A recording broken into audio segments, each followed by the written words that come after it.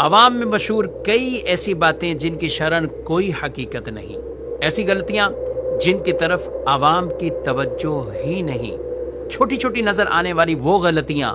جن کی وجہ سے عبادات و معاملات میں کئی اعتبار سے کمی رہ جاتی ہے۔ اس ویب سیریز میں آپ جان سکیں گے عبادات اور معاملات سے متعلق مستند اور درست شرعی مسائل، تو دیکھنا نہ بھولیے نیو ویب سیریز عوامی غلطیاں۔ سوشل میڈیا کے ناظرین، السلام علیکم ورحمۃ اللہ وبرکاتہ۔ آپ دیکھ رہے ہیں کہ بڑی دلچسپ اور معلومات سے بھرپور ویب سیریز جس کا نام عوامی غلطیاں اور درست شرعی مسائل۔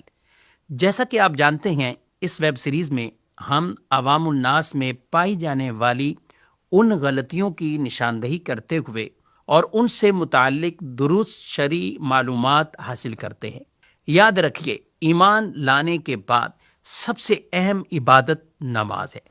اس کے بارے میں درست معلومات حاصل کرنا بے حد ضروری ہے۔ اللہ کریم ہمیں فرائض علوم سیکھنے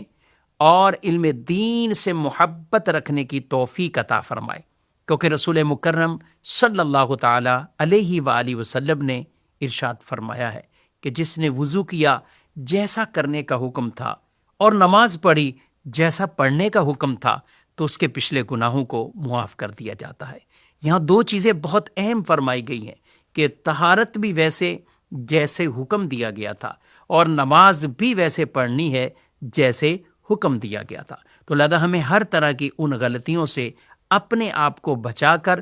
درست طریقے سے اپنی نماز کو ادا کرنا ہے۔ ناظرین، نماز میں پائی جانے والی چند وہ غلطیاں ہیں کہ جن کی وجہ سے بعض اوقات تو نماز ہو ہی نہیں رہی ہوتی، فرض ہی ادا نہیں ہو رہے ہوتے، اور بعض غلطیاں ایسی ہیں کہ جن کی وجہ سے کچھ واجب کے ترک لازم آ رہے ہوتے ہیں۔ اور یہ بات یاد رکھیں، جب فرض کی کمی رہ جائے گی تو نماز سرے سے ادا ہی نہیں ہوگی، اور اگر ان کے اندر واجب کی کمی رہ گئی تو پھر نماز واجب الاعادہ ہوتی ہے۔ اس طرح نماز کو ادا کر لینا، اگر واجب کی کمی رہ جاتی ہے اور اسی طرح ہی سلام پھیر دیا تو پھر نماز واجب الاعادہ یعنی دوبارہ پڑھنا واجب ہوتی ہے۔ ہاں، یہ بات ضرور ہے کہ اگر بھولے سے واجب کسی کا چھوٹ جائے تو پھر اسے شریعت مطہرہ نے یہ آپشن دیا ہے کہ سجدہ سہو کر کے اپنی نماز کو وہ درست کر سکتا ہے۔ لیکن اگر سجدہ سہو نہ کر سکا یا جان بوجھ کر اگر واجب کو ترک کرتا رہا تو پھر وہ نمازیں دوبارہ پڑھنا ضروری اور واجب ہوتی ہیں۔ آج پہلی بات کریں تو نماز کا پہلا فرض تکبیر تحریمہ، یعنی وہ تکبیر کہتے ہوئے جب ہم نماز کو شروع کرتے ہیں، اللہ اکبر، یہ نماز کو ہم نے شروع کیا، اور کچھ لوگ اس کلمے کی ادائیگی میں ایسی اعراب کی غلطیاں کر جاتے ہیں، اس سے اس کلمے اور اس لفظ کے معنی ہی بدل جاتے ہیں، اور یہ عمل نماز کو فاسد کر دیتا ہے۔ مثلا اللہ اکبر کی جگہ اللہ اکبر، یا اکبر کی جگہ اکبار، یعنی ان کو کھینچتے رہتے اللہ اکبر، تو یہ شروع میں تو کھڑا زبر نہیں ہے، لام پر کھڑا زبر ہے، لیکن اللہ کے شروع کے الف پر وہ فقط زبر ہے، اللہ اکبر۔ اس طریقے سے تو کس کو کھینچنا ہے، دراز کرنا ہے، اور کس کے اعراب کو کیسے ادا کرنا ہے، تو یہ سیکھنا بہت اہم اور ضروری ہے۔ ناظرین، اس مسئلے سے ہمیں یہ درس ملتا ہے کہ ہم نماز میں پڑھے جانے والے ان کلمات اور اذکار، ان کو درست انداز سے اور درست تلفظات کے ساتھ یہ سیکھنے کا اہتمام یہ کرنا ہم پر بہت ضروری ہے، ورنہ کہیں ایسا نہ ہو کہ اعراب کے بظاہر چھوٹی چھوٹی غلطیوں کی وجہ سے ہماری نمازیں ضائع ہوتی رہیں اور ہمیں اس چیز کا احساس بھی نہ ہو، یعنی ہم سمجھے کہ نماز ہم پڑھتے جا رہے ہیں، لیکن حقیقت ان غلطیوں کی وجہ سے وہ نماز نہیں ہو رہی ہوتی۔ اسی طریقے سے ایک غلطی اس وقت بھی نمازی کرتے ہیں جب جماعت میں شامل ہو رہے ہوتے ہیں، یعنی جب جماعت میں وہ شامل ہوتے ہیں اور امام صاحب رکوع کی حالت میں ہو، تو ایسے میں کچھ لوگ اتنی جلدی سے آتے ہیں کہ وہ تکبیر کہتے ہوئے جھک جاتے ہیں، یعنی جھکتے ہوئے تکبیر کہتے ہیں، ان کی تکبیر ہی ختم اس طرح ہو رہی ہوتی ہے کہ اگر وہ اپنے ہاتھ بڑھائیں تو اتنا جھک چکے ہوتے ہیں کہ ان کے ہاتھ گھٹنوں تک پہنچ جائیں۔ تو یاد رکھیں کہ یہ تکبیر کو حالت قیام میں کہنا یہ ضروری ہے۔ اگر کوئی تکبیر ہی اس طرح کہتا ہے اور نماز میں اس طرح شامل ہوتا ہے تو گویا اس کے تکبیر تحریمہ کا فرض ہی پورا نہ ہوا اور اس کے قیام کا فرض ہی پورا نہ ہوا، جس کی وجہ سے اس کی نماز بھی نہیں ہوتی۔ تو یہ یاد رکھیں، درست شرعی مسئلہ یہ ہے کہ جب آپ آئیں اور دیکھیں امام صاحب رکوع میں ہے تو آپ بڑے اطمینان کے ساتھ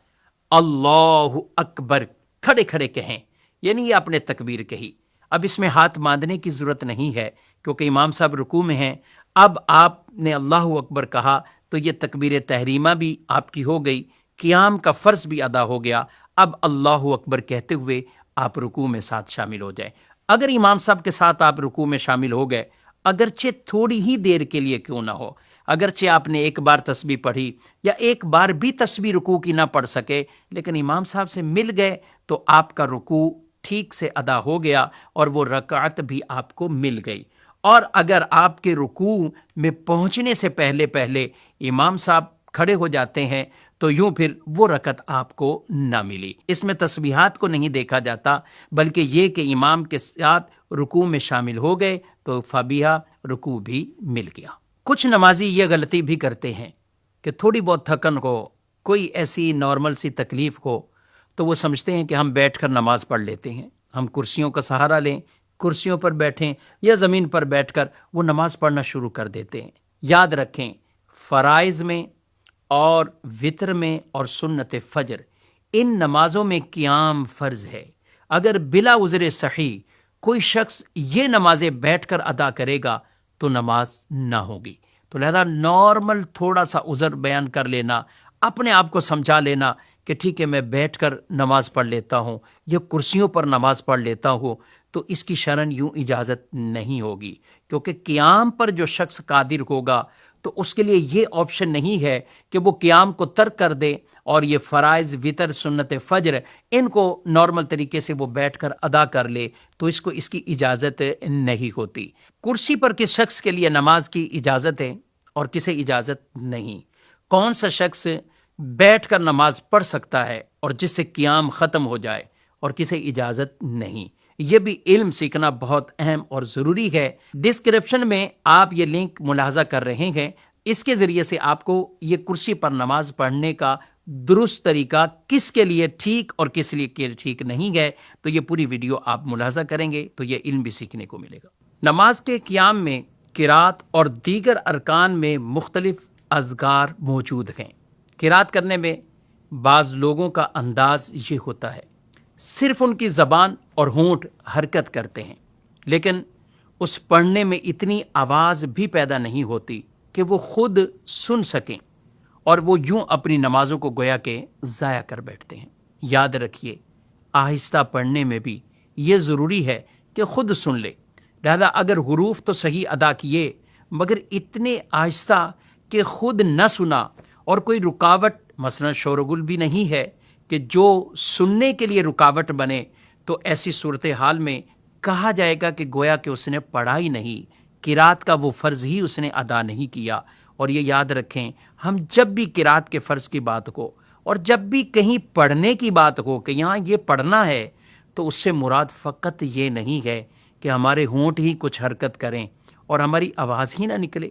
اتنی آواز کم از کم ضرور ہو کہ اگر کوئی شور و گل یا کوئی ایسی رکاوٹ نہیں تو آپ کے کان آپ کی آواز کو سن لیں، اتنی آواز، تو اسے کہتے ہیں پڑھنا۔ تسبیحات بھی اتنی آواز سے، اسی طرح التحیات ہے، ہاں امام کے پیچھے جب ہوتے ہیں تو چونکہ امام ہی قرات کرتے ہیں، امام کے پیچھے قرات کرنے کی اجازت نہیں، کیونکہ حدیث پاک میں فرمایا گیا کہ جس کا کوئی امام ہو تو امام کی قرات وہ مقتدی کی قرات ہے۔ ہم امام کے پیچھے قرات نہیں، لیکن چونکہ دیگر تسبیحات تو پڑھیں گے، التحیات بھی پڑھیں گے، تو اس لیے پڑھنے کی جہاں بات آئے تو اتنی آواز سے پڑھنا ہے کہ ہمارے کان خود ہماری آواز کو سن لیں۔ اور اس کے ساتھ ہی آج کے ایپیسوڈ کا اختتام کرتے ہیں۔ السلام علیکم ورحمۃ اللہ